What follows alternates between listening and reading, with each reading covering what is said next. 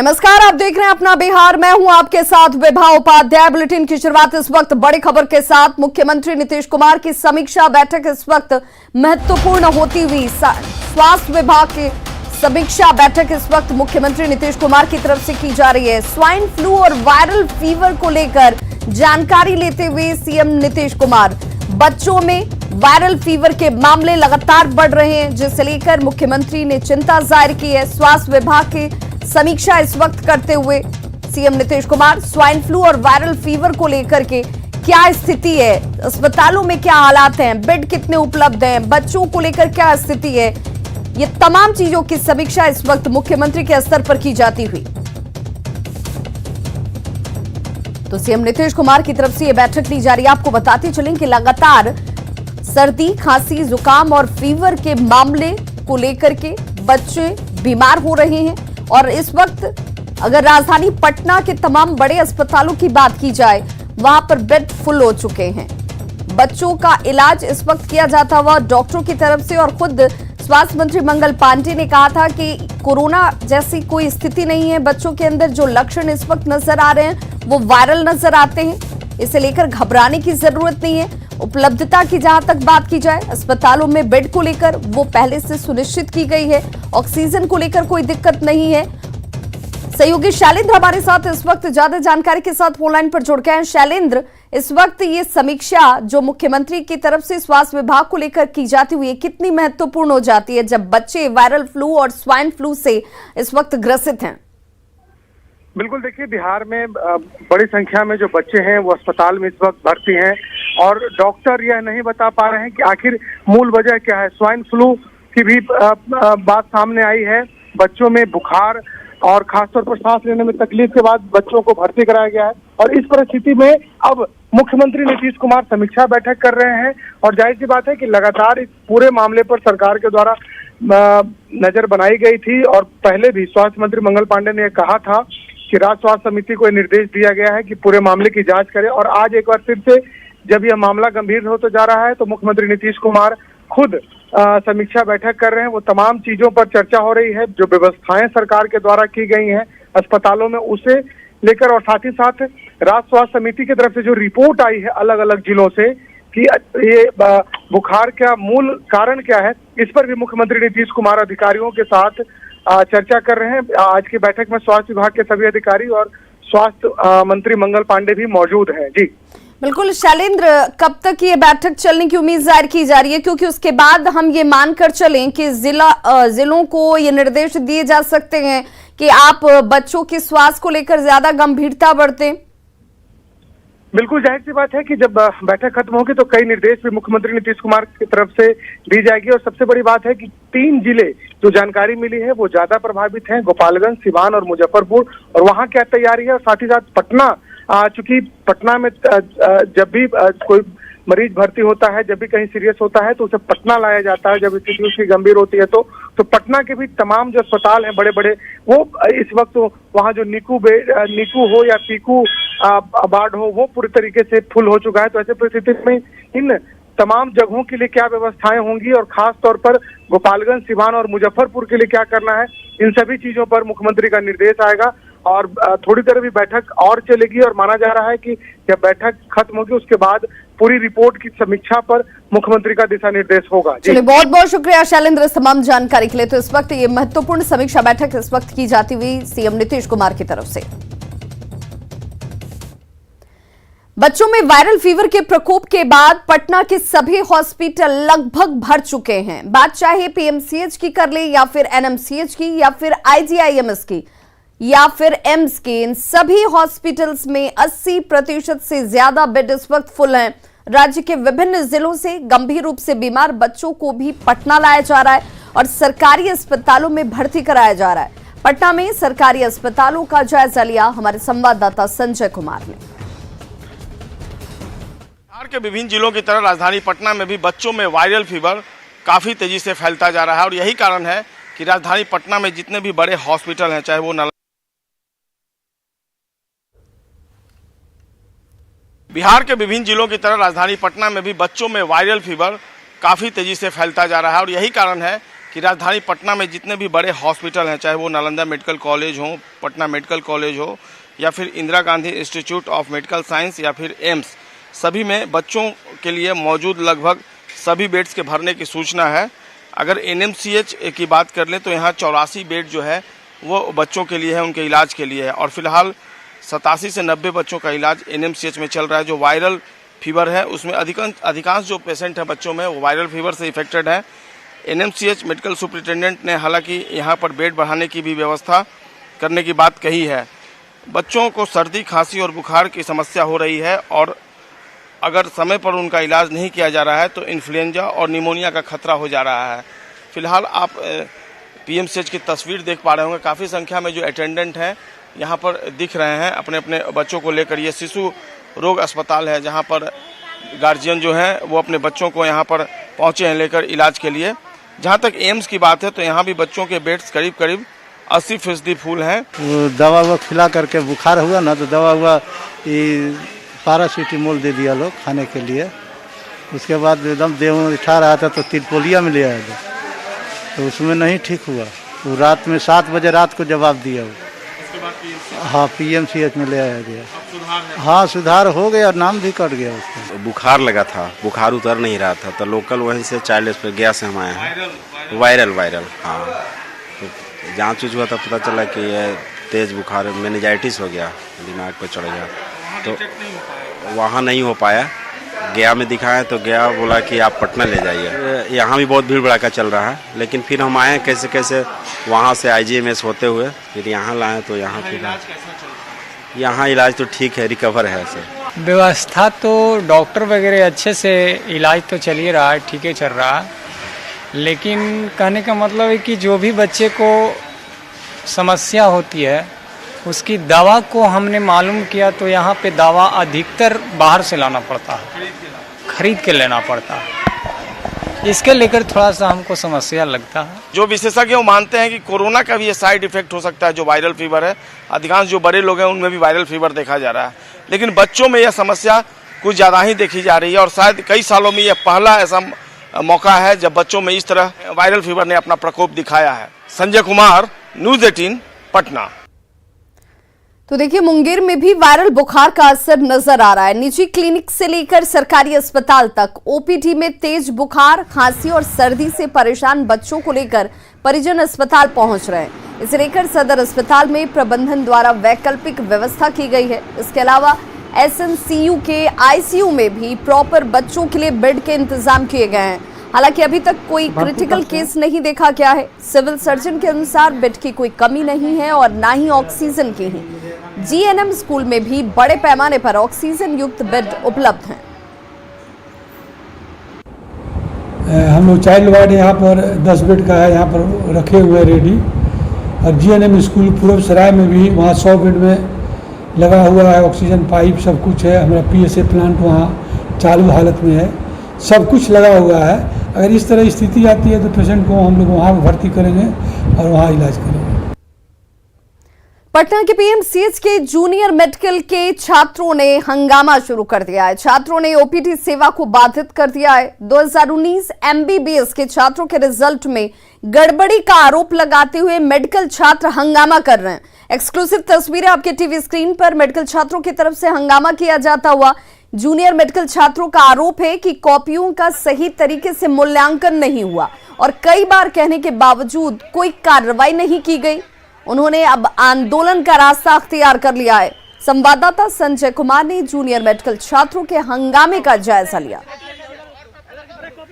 PMCH में MBBS के जो स्टूडेंट हैं वो अपने रिजल्ट को लेकर बेहद नाराज हैं और फिलहाल एडमिनिस्ट्रेटिव ब्लॉक, ये एडमिनिस्ट्रेटिव ब्लॉक है, आप देख रहे होंगे, प्राचार्य का ठीक सामने कार्यालय है और वहाँ पर काफ़ी संख्या में ये जो स्टूडेंट है इकट्ठे हो गए हैं। इसमें छात्र छात्राएं सभी हैं और बैनर पोस्टर के साथ ये यहाँ पर इकट्ठे हुए और देखिए साफ तौर पे ये इनका जो प्रतिरोध है, जो विरोध है, उसमें लिखा भी उन्होंने, पढ़ने का क्या फायदा जब पास फेल का ना हो कोई कायदा। और देखिए लगातार नारेबाजी जो हो रही है और बिल्कुल ये नाराजगी जो है ये साफ तौर पे देखने को मिल रही है। अभी से थोड़ी देर पहले ये जो एमबीबीएस स्टूडेंट है इन्होंने ओपीडी को बाधित कर दिया है, ओपीडी को बंद करवाया है और फिलहाल ये नाराजगी जो है इनमें देखी जा रही है।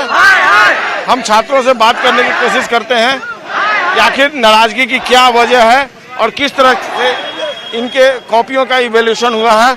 देखिए, ये जो इवैल्यूएशन हुआ है इसको इन्होंने दिखाया है, कॉपी किसी तरीके से निकाली गई आरटीआई के तहत और इसमें मार्किंग नहीं की गई है। शायद हम इन्हीं से बात करते हैं। ये प्रोटेस्ट के तौर पे जो आप दिखा रहे हैं ये कॉपी है आपकी जी। क्या हुआ इसमें, क्या फॉल्ट है? चेक किया गया है लेकिन मार्क्स नहीं दिया गया है किसी भी में भी। जी नहीं। तो क्या लगता है किस तरीके से मार्किंग की गई है? मार्किंग ही नहीं की गई है इसमें तो। किसी आप लोगों ने डिमांड रखी थी अपनी? डिमांड रखा गया था तो वहाँ से भगा दिया गया हम लोग को। ये कह गया कि आप लोग का डिमांड गलत है, आप लोग का ही गलती है। कहाँ आप लोगों ने अपनी बात रखी? हम लोग गांधी मैदान भी गए थे, AKU भी गए थे। वहाँ जाके कहा गया कि हम आपने चेक किया है लेकिन मार्क्स नहीं दिया है। तो उन्हें कहा कि नहीं, आपकी गलती है, हमने जो चेक किया है वो सही किया है। हर MCQ 2 नंबर का है। ये जो लड़का है 1 नंबर से फेल हुआ है, इसको बस 1 नंबर चाहिए। AKU नहीं सुन रहा है, उल्टा इंडियन राइट फोर्स मिला रहा है हमारे अगेंस्ट। ये देखिए, ये इसका ऑप्शन नंबर D सही है। ऑब्जेक्टिव जो है ये सही है लेकिन मार्क्स नहीं मिला है। ये ज्यादती हुए हैं लोगों के साथ, हमारे साथ फेल हुआ है। देखिए, मार्क्स मिले हैं लेकिन मार्क्स में नो। यहाँ पे मार्क्स कहाँ मिला है इसमें? मार्क्स लिखा हुआ है 6 का C लिखा हुआ है लेकिन यहाँ पे देखिए नोट आंसर्ड, यहाँ राइट किया गया है। यहाँ पे 6 का C है। ये जब बनाया गया उनको तो बोलता है ऐसा कुछ नहीं हो सकता, कोर्ट में केस करो, ये करो वो करो। हम लोग पढ़ाई करें कि कोर्ट में केस करने के लिए आए हैं यहाँ पे। आज इन्होंने OPD सेवा बाधित कर दी है और उनका ये दावा है कि जब तक इनकी मांगों को नहीं सुना जाएगा और उस पर कोई ठोस पहल नहीं की जाएगी तब तक PMCH में OPD सेवा बाधित रहेगी। इनका ये भी दावा है कि राज्य में जितने मेडिकल कॉलेज हैं सभी जगह इस तरह का आंदोलन आज चल रहा है और OPD सेवा को बाधित किया गया है। कैमरा पर्सन अजय दुबे के साथ संजय कुमार, न्यूज 18 पटना। पटना में किन्नरों ने जमकर हंगामा किया। रामकृष्ण नगर इलाके में मकान विवाद में काफी संख्या में मौजूद किन्नरों ने जमकर बवाल काटा है। दरअसल 2 लोगों के विवाद में किन्नरों के समूह के साथ दूसरे पक्ष पर हमला कर दिया गया। दूसरे पक्ष के किन्नरों ने जमकर पिटाई की इनकी। रामकृष्ण नगर थाना पुलिस ने हालांकि मामला दर्ज कर लिया है।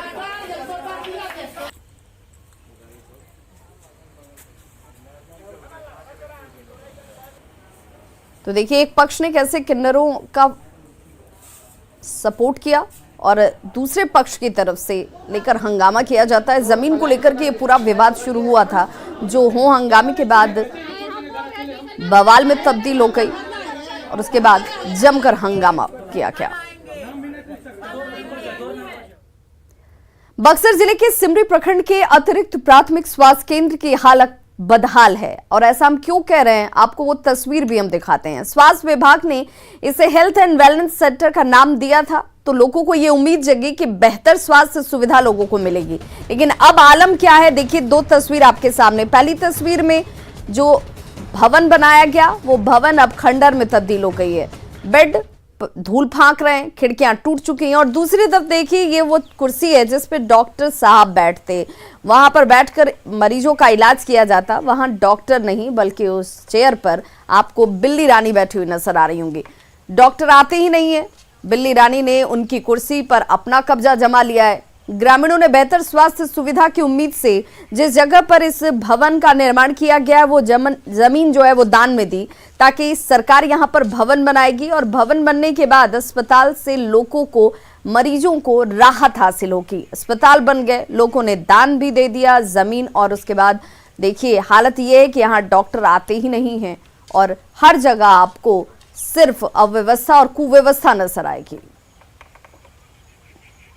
राज्य सरकार लाख दावा कर ले कि स्वास्थ्य विभाग में सुधार किया जा रहा है, लेकिन ज़मीनी हकीकत क्या है आप देख सकते हैं। न्यूज़ 18 की टीम बक्सर के सिंघनपुरा अतिरिक्त प्राथमिक स्वास्थ्य केंद्र पर मौजूद है और आप देख सकते हैं कि अतिरिक्त प्राथमिक स्वास्थ्य केंद्र जो है उसका ये दरवाज़ा है जिस पर जंगल झाड़ इस कदर चढ़े हुए हैं कि आप अंदाज़ा लगा सकते हैं कि अस्पताल क्या खुलता है और यहाँ कितना मरीजों का इलाज होता है। सर हम लोग का ज़मीन का तो कीमत कोई सोच ही नहीं सकता है, इसका कीमत 20 लाख से अधिक है, मगर हम लोग दान किए कि हमारे गांव को सुविधा मिलेगा, लेकिन ये सुविधा देख लिया जाए सर, अब इससे अधिक क्या हम कहें। रुलाई छूट रहा है दान करने पर भी। इधर देखिए टंकी का हम लोग दान किए हैं, वो भी देख लीजिए उसी तरह ताला लॉक है। उधर पंचायत भवन का दान किए हैं, वो भी देख लीजिए भंस गया है। अस्पताल में डॉक्टर कभी कदाल आते हैं लेकिन कोई इलाज नहीं, कोई सुविधा नहीं है, कोई दवा नहीं है, कुछ नहीं है सर। गांव के लोग का समस्या होता है कि डुमराव बक्सर लोग जाते हैं और बहुत समस्या बढ़ जाती है, गाड़ी छकड़ा के भी उसी तरह दिक्कत है, बहुत दिक्कत है। हाँ, यहाँ पर हम लोग कोई और सुविधा नहीं है। यहाँ पर कोई सुविधा नहीं है, इलाज के लिए कोई ना, मुकम्मल व्यवस्था नहीं, नहीं कुछ नहीं है। आलम यह है बदहाली का कि ये स्वास्थ्य केंद्र बना तो जरूर, लेकिन आज तक ये जिस व्यवस्था को लेकर के बनाया गया है कि इस गांव वाले को सुविधा मिलेगी स्वास्थ्य के क्षेत्र में, वो अधूरा रह गया। पुष्पराज, न्यूज़ 18, सिंघनपुरा गांव, बक्सर। देखिए, इन तस्वीरों को देखने के बाद सवाल आपके जहन में भी कौंधेगा कि आखिर लोगों की जमीन जो दान में दी गई वहां पर इंफ्रास्ट्रक्चर बना, लेकिन वो लोगों के काम क्यों नहीं आ रहा। हालांकि सिविल सर्जन अनिल भट्ट का ये दावा है कि जल्द ही इस बदहाल व्यवस्था को दूर कर लिया जाएगा और लोगों की सेवा में ये स्वास्थ्य केंद्र एक बार फिर से चालू हो जाएगा। प्रभारी चीफ प्राथमिक स्वास्थ्य सिमरी से बात करके उसका करने की व्यवस्था कर रहे हैं। ऐसे डॉक्टर का बहाली हुआ है, संभवतः किसी डॉक्टर का सिंहपुरा एडिशनल PSC में पोस्टिंग हुआ है, संभवतः इस महीने का अंत तक लगता है कि पूरे सब लोग ज्वाइन कर लेंगे तो वहाँ काम करना शुरू कर देंगे। जैसा पूर्व केंद्रीय मंत्री रामविलास पासवान और आरजेडी के कद्दावर नेता रहे रघुवंश प्रसाद सिंह की आदमकद प्रतिमा स्थापित करने की मांग को बीजेपी सांसद रामकृपाल यादव ने भी समर्थन दिया है। उन्होंने कहा कि जिन लोगों ने देश के निर्माण में अपना योगदान दिया उन्हें सम्मानित करने की जरूरत है। साथ ही सरकार से ये मांग पर विचार करने की भी उन्होंने अपील की। ये परंपरा रही है राज्य सरकारों की कि जो प्रतिष्ठित राजनीतिक प्रभावशाली व्यक्तित्व वाले व्यक्ति रहे हैं उनकी प्रतिमा लगाई जाती रही है, और ये मांग हो रहा है कि प्रतिमा रामविलास पासवान जी का या रघुवंश बाबू का लगाया जाए तो कोई बुरा मांग नहीं है। और भी ऐसे कई नेता हैं जो समाज में अपना योगदान दिया है, प्रदेश के निर्माण में, राष्ट्र के निर्माण में, वैसे लोगों को प्रतिमा लगानी चाहिए। मोतिहारी में आयोजित बीजेपी अल्पसंख्यक मोर्चा के सम्मेलन में पूर्व केंद्रीय मंत्री और यूपी बीजेपी प्रभारी राधामोहन सिंह ने AIMIM के राष्ट्रीय अध्यक्ष असदुद्दीन ओवैसी को वायरस करार दिया है। साथ ही उन्होंने ये भी कहा कि अल्पसंख्यक मोर्चा से इसका इलाज होगा और सभी धर्म और समुदाय के लोग देश को बंटने नहीं देंगे। जो उसने नाम दिया ओवैसी वायरस आएगा तो उसके लिए हमारा टीका, मोदी का टीका कौन है? ये अल्पसंख्यक मोर्चा जो है इसका वो टीका है, तो टीका लगाकर उस वायरस को भी समाप्त करेगा और देश को दोबारा विभाजन के कगार पर नहीं खड़ा। और अब बात बिहार पंचायत चुनाव की करें तो गांव में हाईटेक तरीके से इस वक्त प्रचार किया जा रहा है। प्रचार प्रसार को लेकर रिकॉर्डिंग स्टूडियो में गाना रिकॉर्ड कराने को लेकर भारी डिमांड है। नवादा में रिकॉर्डिंग के लिए स्टूडियो में जबरदस्त भीड़ देखी जा रही है। स्थानीय कलाकारों से स्थानीय भाषा में गाना रिकॉर्ड कराकर प्रचार किया जाता है। रिकॉर्डिंग स्टूडियो से संवाददाता अनिल विशाल की ये रिपोर्ट देखिए।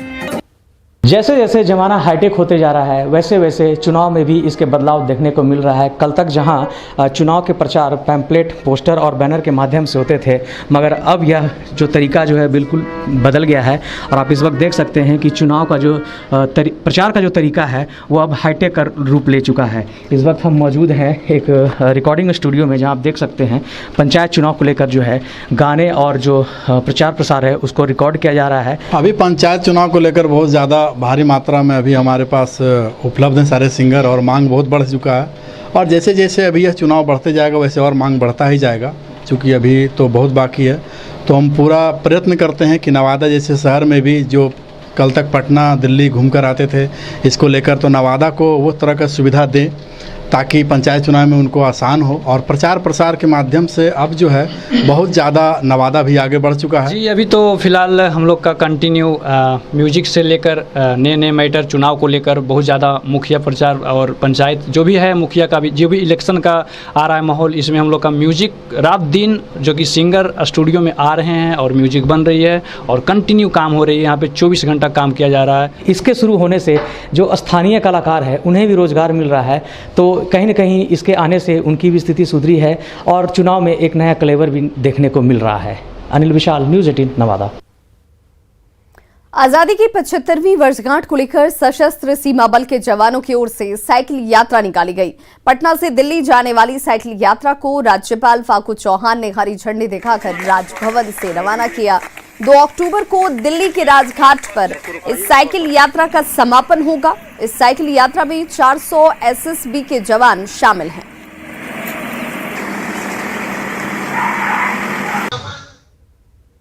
तो खबरों का सिलसिला लगातार जारी। आप देखते रहिए न्यूज़ 18 बिहार झारखंड।